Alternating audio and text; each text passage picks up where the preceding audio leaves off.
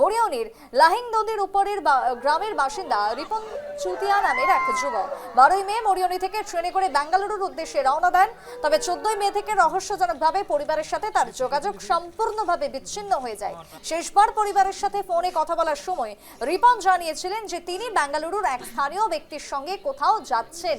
এরপর থেকে তার সঙ্গে আর কোনো যোগাযোগ করা সম্ভব হয়নি। বাড়িতে তার দেহ ফিরতেই শোকের ছায়া। মরিয়নির ছবি দেখাচ্ছে ভিন রাজ্যে মৃত্যু অসমের এক যুবকের।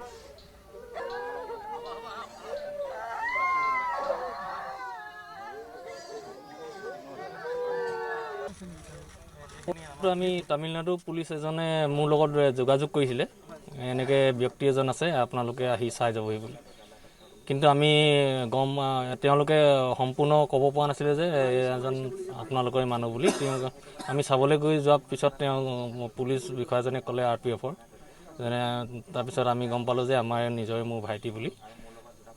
সেনেকৈ আৰু পুলিচজনে কোৱা মতে বাহিৰত প্লেটফৰ্মত বেগটো আছিল, লাগেজটো আছিল, তাৰ বাহিৰত তেওঁৰ মানুহজন পৰি আছিল আৰু প্ৰায় 500 মিটাৰমানত তাৰ মোবাইল পৰি আছিলে। কোন জেগাত পাইছিলে? তামিলনাডুৰ জলাৰপেট্টি বুলি কয়। আৰক্ষী যিটো অৱস্থাত পাইছে, কেনেকুৱা অৱস্থাত পাইছে আৰক্ষী? তেওঁলোকে কোৱা মতে ডেথ হোৱা পাইছোঁ বুলি কৈছে। মৃত অৱস্থাত পাইছে আৰু মোবাইলটো পোৱা নাছিলোঁ বুলি কৈছে। পোৱা নাই, ট্ৰেকিং কৰি আছোঁ, 2 দিনৰ ভিতৰত ওলাব বুলি কোৱা হৈছিলে, সিমানেই জনাইছে। মোবাইলটো পোৱা হ'ল। মোবাইলটো প্ৰায় 500 মান মিটাৰ, তেওঁ পৰি থকাৰ পৰা 500 মান মিটাৰ দূৰত্বত পোৱা গৈছিলে।